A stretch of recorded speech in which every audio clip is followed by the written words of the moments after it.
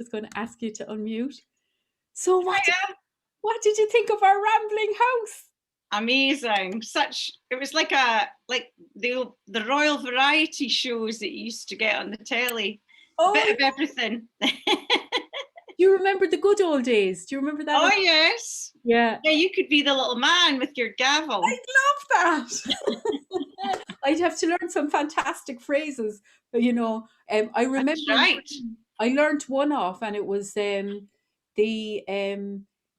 audacity of your curiosity predominates to my indignity, etc. I won't go on with it, but a load of long words that make you sound. Yes. Well, I wouldn't have remembered that. So well done, Maria. Oh, listen, it has been such a pleasure to have you come south for us, and I know you've been to Cape Clear, but you've gone even souther now tonight into Listowel, and it's such a beautiful place. I can't wait to show it off to you in real life when you come to visit. Yeah, definitely. Yeah, So we generally give last word to our featured teller. So I'm going to let you have the last few words of the night, and Aye. see you soon. Mwah. Okay, thanks, Maria. So I'd like to stay on the theme of May being a fertile month. And, there's not only fertile months where you've got all the flowers and, the broom is out, the winds, all the flowers, and the hawthorn is about to come out, and all the birds are flying about busy with the young ones in their nests. But there's also fertile places. And Stanley Robertson was a great mentor to me. And he came from the northeast of Scotland. He was a great storyteller and ballad singer and tradition bearer. And he talked about places where 3 rivers came together as being particularly fertile places, and stories about sort of romance might come from those areas. So I'm going to tell you a story now that comes from the northeast of Scotland, but up around the mountains of Benahee. And around there's the River Gaudie and the River Uri, and they flow into the River Don on Don's side. So in these kind of magical, fertile places, you need to be careful about who you meet. There was aince a lassie called Mary, and Mary was a good Christian lass. She would go to the kirk every Sunday morning. And the other thing about Mary that you need to know is that she was a great baker. Oh, she had a light touch with the scones. She could bake a rock cake that wouldn't break your teeth. She could bake you girdle scones, bannocks, bread, cakes, the lot. And folk would come from far and wide to buy Mary's bacon. Well, Mary had a boyfriend called Sandy, but Sandy hadna 2 makes to rub together. He was poor. So Sandy decided, in order to save up the money that he needed to get married, he would join the army. So Sandy appeared in his uniform one day, and he looked braw, but he waved Mary goodbye and off he went. Well, Mary didn't even know if she would ever see him again, but she hoped and she prayed that she would. Every Sunday morning she would go to the kirk, and during the week she got on with her bacon. Well, a Sunday morning she came out of the kirk, and here standing right outside the front gates was a man, a real smart dressed man.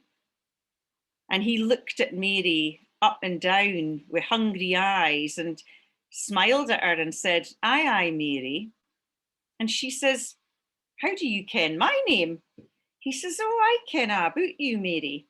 I ken you go to the church every week. You're a good Christian lass." And Mary looked at him. He'd dark eyes and a handsome face. And it was clear he had a bit of money, because he had a fine suit on and well groomed, beautiful leather shoes and some jewellery, and just not like the usual young men that she saw around those parts, around the Chapel of Geary. Well, says Mary, far are you? He says, oh, I'm just a new man around here, but I'm a man of parts, and well, I've got my eye on you, Mary. Can I walk you home? So she says, well, I don't see why not. So walk her home he did, and he had the gift of the gab. He had a silver tongue. He was telling her all these stories. Oh, his patter was great. And all the way home, Mary found herself just about lost in his stories and these deep, dark pools that were his eyes. Well, she reached home and she went away in, and the next Sunday when she came out the kirk, here he was waiting again. And week by week it went on like this, and Mary found herself quite interested in this man. And one day when she went in, her father says, what's that that's walking you home every week? And Mary says, oh, it's a lad that I've met. And the father says, well, I think you could do worse than to stick in there, Mary, because he's obviously got money. Maybe he could make you a lady. Well, she says, I'm no sure. I tell you what, says the father, next Sunday, invite him in for his dinner. We'll make sure we put on a good spread and we'll suss him out a bit. So that's what they did. The next Sunday, in he came for his dinner. And on the way home that week, he'd given Mary a gift. And when she'd opened the box, here was the most beautiful ring, expensive, she could tell, and a bracelet that matched. So when she arrived home for her dinner, here she had this beautiful jewellery, and well, this impressed the father and the mother even more. Well, they'd cooked a big goose, and when the father set it on the table, ready to carve, he accidentally knocked the carving knife off the table and onto the flare. He bent down to pick up the knife, and whilst he was under the table, he happened to notice that Mary's young man had kicked his shoes off under the table, and he didn't hae normal feet.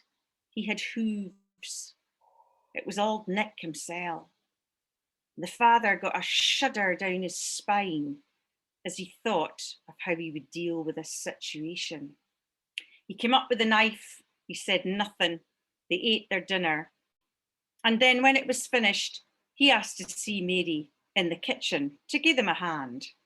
Well, that didn't seem strange. And Mary went through, and the father says, Mary, you have got to stop now with this young man. He is bad news.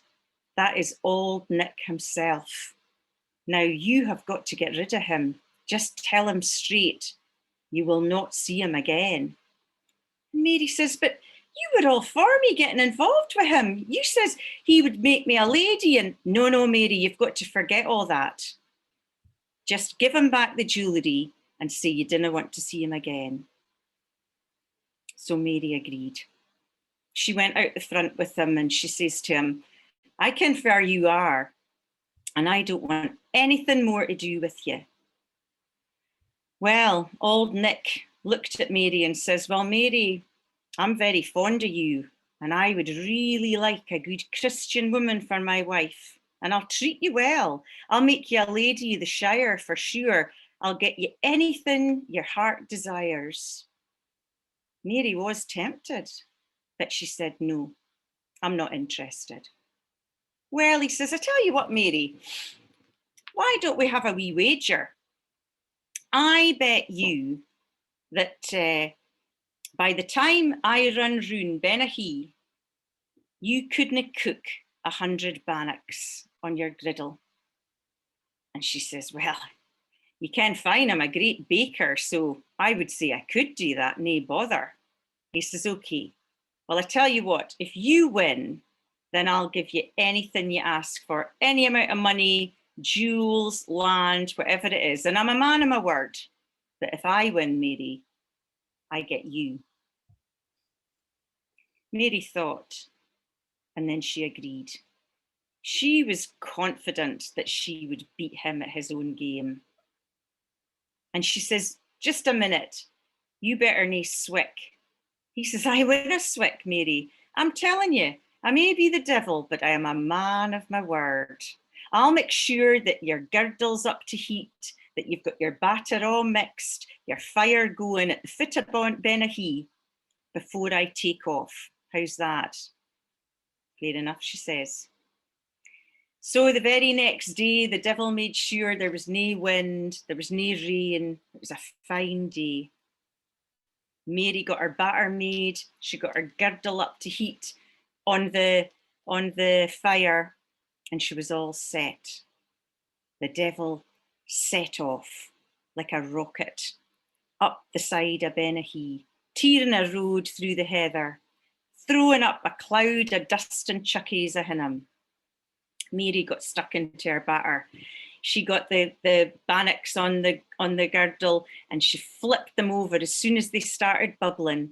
They were a beautiful golden brown on each side, and she began piling them up at the side. 10, 20, 30, 40. She could see the devil hadn't even reached halfway when she was on 50, 60, 70, 80, 90. Mary scraped out her bowl with a big smile on her face, getting the last 10 bannocks laid out on her girdle. Then all of a sudden, she heard, aye, aye, Mary, fit like. She looked up, and fa was it but Sandy, with his uniform on, looking braw. Mary went over to him. She says, Sandy, you've come back. I didn't know if you were alive or dead. I'm so happy to see you. But Mary had taken her eye off the girdle.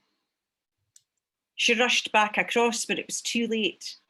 Her last 10 bannocks had burnt sooty black.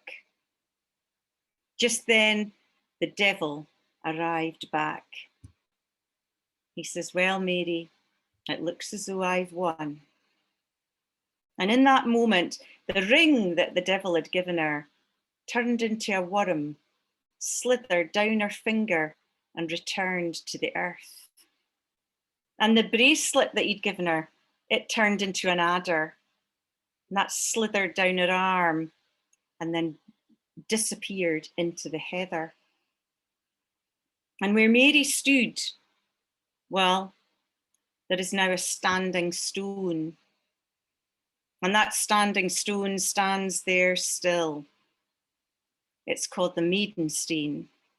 And if you're ever up around Chaplageary, you might go and see that stone, which has beautiful Pictish carvings on it.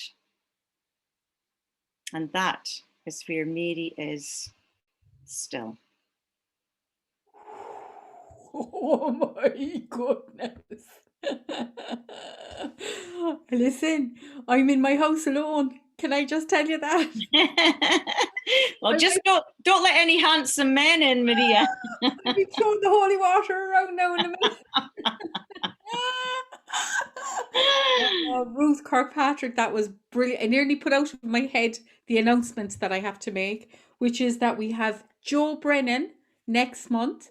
We have Donna Washington the month after that. And then we have the wonderful Liz Weir in August.